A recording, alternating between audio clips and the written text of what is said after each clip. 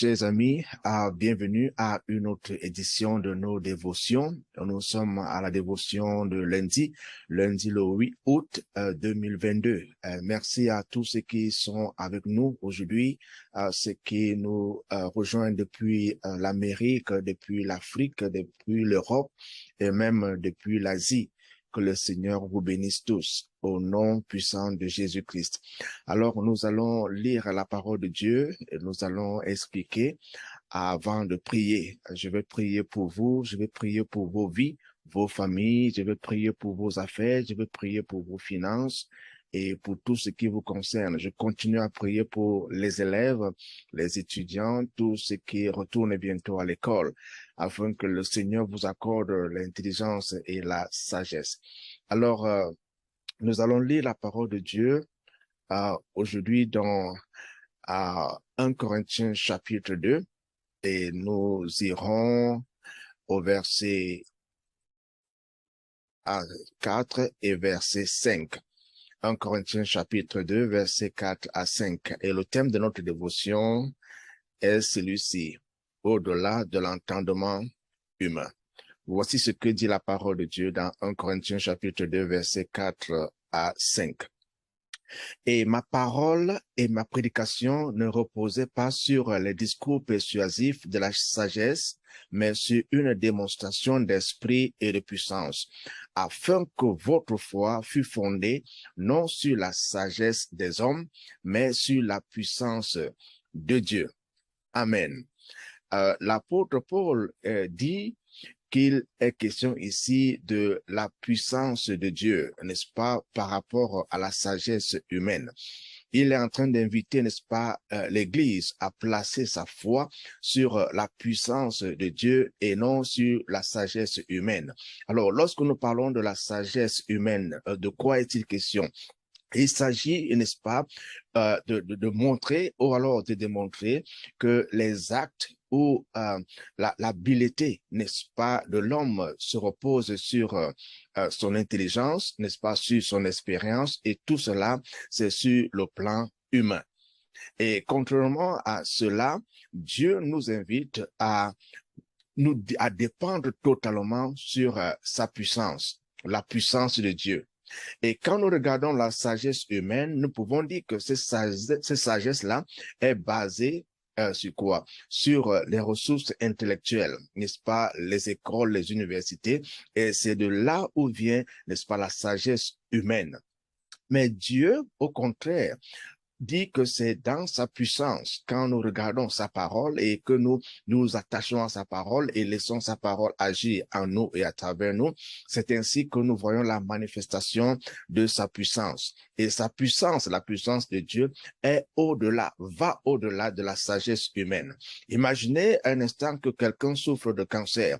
Selon la sagesse humaine, cette personne, n'est-ce pas, doit aller à la chimiothérapie, cette personne doit aller à la radiothérapie, n'est-ce pas? Parce que selon la sagesse humaine, c'est là la solution. Mais avec Dieu, avec la puissance de Dieu, quand nous regardons sa parole, Dieu guérit, Dieu délivre. Et vous voyez donc que Dieu agit de manière contraire à l'action, n'est-ce pas, de la sagesse humaine. Imaginez un instant que quelqu'un a des dettes. Selon la sagesse humaine, il faut que cette personne travaille, il faut que cette personne accumule de l'argent, il faut que cette personne fasse des économies afin de payer ses dettes. Mais Dieu, dans sa puissance, apporte, n'est-ce pas, une solution différente.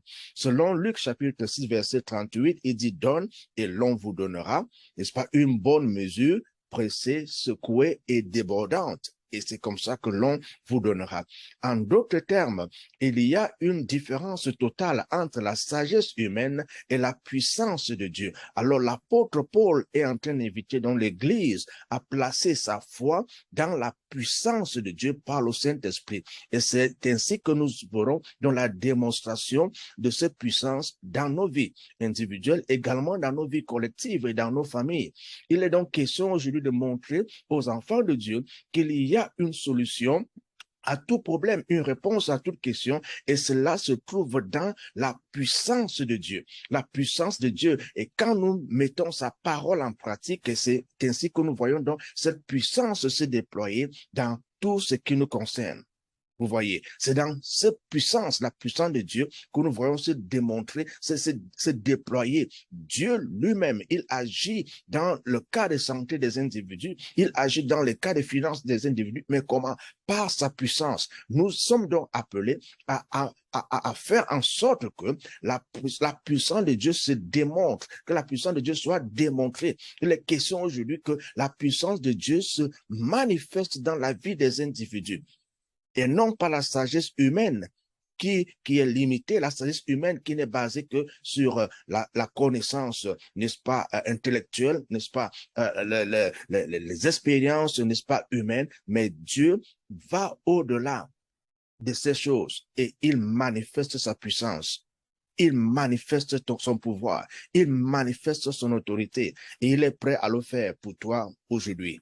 Lorsque tu te joins à moi dans la prière que nous allons offrir au Seigneur.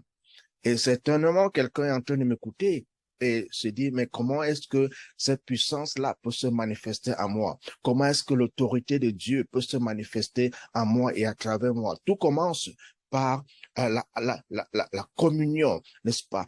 Tout commence en acceptant Jésus-Christ dans ta vie comme ton Seigneur et ton Sauveur personnel. Et c'est là où tu commenceras maintenant à marcher sous cette puissance, sous cette autorité, par la parole de Dieu. Il faut accepter Jésus-Christ dans ta vie comme ton Seigneur et ton Sauveur personnel. Et c'est par là que tout commence. Et si tu ne l'as jamais accepté dans ta vie, je t'invite à le faire maintenant. Rejoins-moi dans cette prière. Dis cette prière après moi, là où tu te trouves en ce moment. Dis cette prière après moi et crois dans ton cœur que le Seigneur Jésus-Christ vient habiter en toi par son esprit. Dis tout simplement, Seigneur Jésus, j'ai besoin de toi. Je t'ouvre la porte de mon cœur et je te reçois comme mon Seigneur et Sauveur personnel. Pardonne tous mes péchés et donne-moi la vie éternelle que tu promets. Amen. Et si vous avez fait cette prière pour la première fois, je vous dis félicitations et bienvenue dans la famille chrétienne. Dites à quelqu'un que vous avez accepté Jésus-Christ dans votre vie comme votre Seigneur et Sauveur personnel. Et ne manquez pas de lire la Bible. Aussi, si vous n'êtes pas membre d'une assemblée chrétienne où la parole de Dieu est prêchée et Jésus-Christ est enseigné, faites partie d'une assemblée chrétienne. Et aussi, ne manquez pas de parler à Dieu dans la prière. Il vous écoute. Il est votre Père. Amen. Prions et remercions le Seigneur pour la parole de ce jour, cette parole qui dit que la puissance de Dieu est au-delà de toute sagesse humaine. Père, nous te disons merci pour la parole que tu nous donnes ce jour.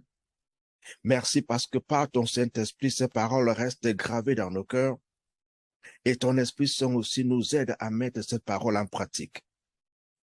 Accorde-nous l'aptitude, accorde-nous la capacité de mettre notre foi en ta puissance au nom de Jésus.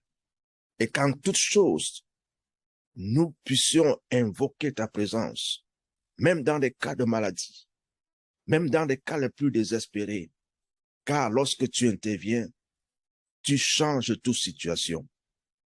Et en ce jour, Seigneur, tu viens même changer nos vies.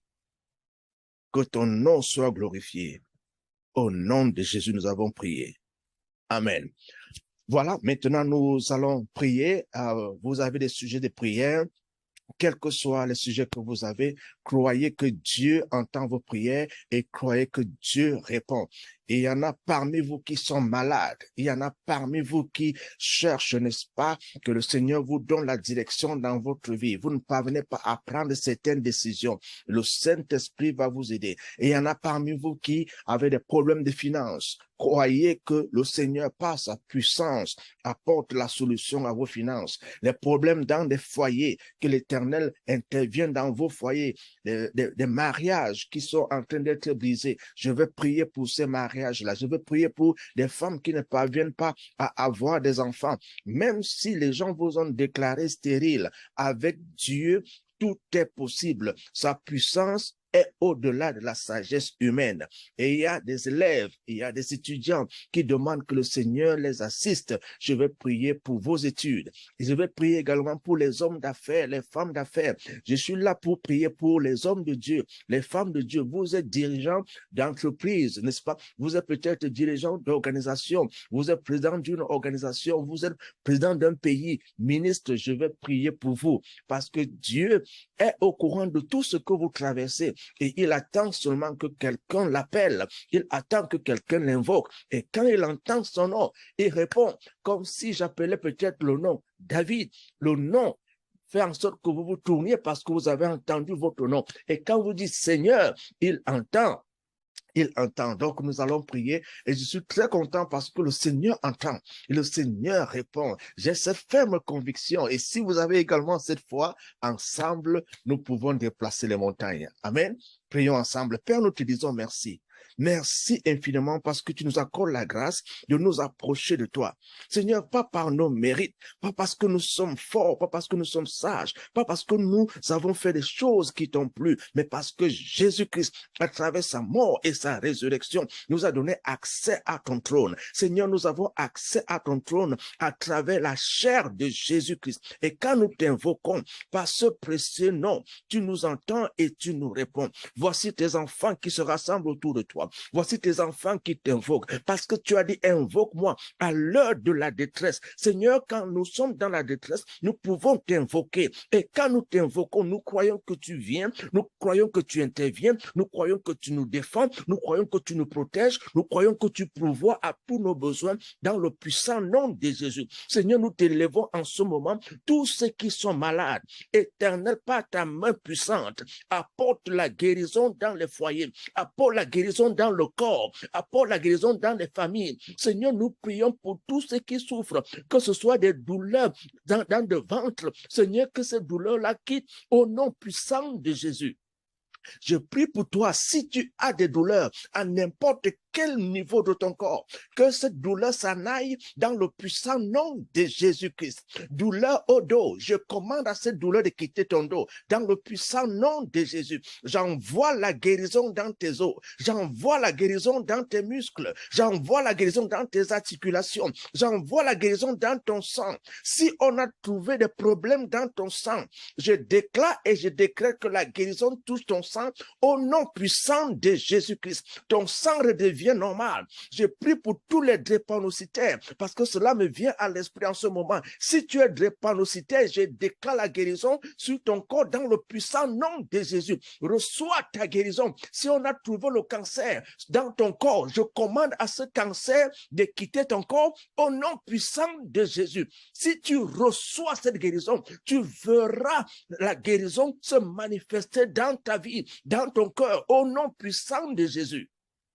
Je prie pour tous ceux qui ont besoin de direction. Tu as besoin de direction dans ta vie, direction dans ton mariage, direction dans tes affaires, direction dans ton ministère. Que le Saint-Esprit t'accorde cette direction au nom puissant de Jésus. Vous qui êtes dans le service de Dieu, tu es homme de Dieu, tu es femme de Dieu. Je prie que l'Éternel t'accorde la grâce, qu'il t'accorde la grâce dans ton œuvre, dans l'œuvre qu'il t'a donnée. Je prie que le Saint-Esprit te guide et ton œuvre va grandir. Il va envoyer des personnes à qui tu vas rendre service au nom puissant de Jésus. Je prie pour toi, pasteur, je prie pour toi, évangéliste, que l'Éternel t'assiste là où tu es, au nom puissant de Jésus-Christ. Je prie pour les hommes d'affaires, les femmes d'affaires. Tu as besoin de finances, que l'Éternel t'accorde ces finances dans tes affaires, au nom puissant de Jésus-Christ. Vous tous qui êtes élèves, étudiants, je prie pour que l'Éternel vous accorde la sagesse. Reçois la sagesse de Dieu.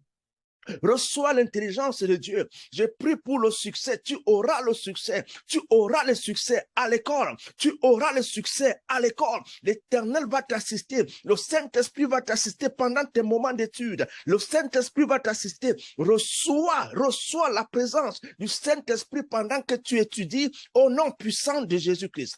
Peut-être vous êtes dirigeant d'entreprise. Peut-être tu diriges une équipe de football. Peut-être tu diriges une équipe de handball. Tu diriges une équipe de basketball. L'Éternel vient et il t'aide dans ce que tu es en train de faire. Peut-être tu diriges une organisation. Tu es président, n'est-ce pas, d'une organisation. Je prie pour toi. Je prie pour toi, chef d'État. Je prie pour toi, ministre. Je prie pour toi, gouverneur. Je prie pour toi qui dirige à n'importe quel niveau de la société. Tu as besoin de l'aide de Dieu. Tu as besoin de l'aide de Jésus-Christ. Tu as besoin de l'aide du Saint-Esprit. Et c'est maintenant mon devoir de prier que le Seigneur lui-même t'assiste dans ce que tu ferais. Et si tu reçois cela, tu verras l'Éternel se manifester dans tout ce que tu entreprends au nom puissant de Jésus-Christ. Je prie pour tous les enfants. Je prie pour tous les foyers, je prie pour tous les mariages, que Dieu intervienne dans ton mariage, que Dieu intervienne dans ton mariage, qu'il apporte l'harmonie, qu'il apporte la paix, qu'il apporte l'amour dans le puissant nom de Jésus-Christ. Je prie pour toutes les femmes à qui on a dit qu'elles n'auront pas d'enfants. Si on a déclaré que tu resteras stérile, je prie maintenant au nom puissant de Jésus-Christ que tu vas enfanter. J'enlève la stérilité, tu vas enfanter dans le puissant nom de Jésus-Christ, car les voix de Dieu ne sont pas les voix des hommes. Comme nous avons prié et nous avons lu la parole aujourd'hui, la sagesse humaine ne peut pas dépasser la puissance de Dieu. Par la puissance de Dieu, ce qui est impossible aux hommes n'est pas impossible à Dieu. Et Dieu est en train de rendre les choses impossibles possibles dans ta vie. Reçois au nom puissant de Jésus. Au nom puissant de Jésus. Au nom puissant de Jésus. Ta vie change parce que Dieu apporte ce changement dans ta vie par sa puissance. Au nom de Jésus. Amen. Voilà, nous sommes arrivés à la fin de notre dévotion de ce jour et je sais que tu as été béni. Car Dieu ne trompe pas. Dieu ne faillit pas. Et nous allons nous retrouver bientôt pour une autre dévotion. Au revoir. Shalom.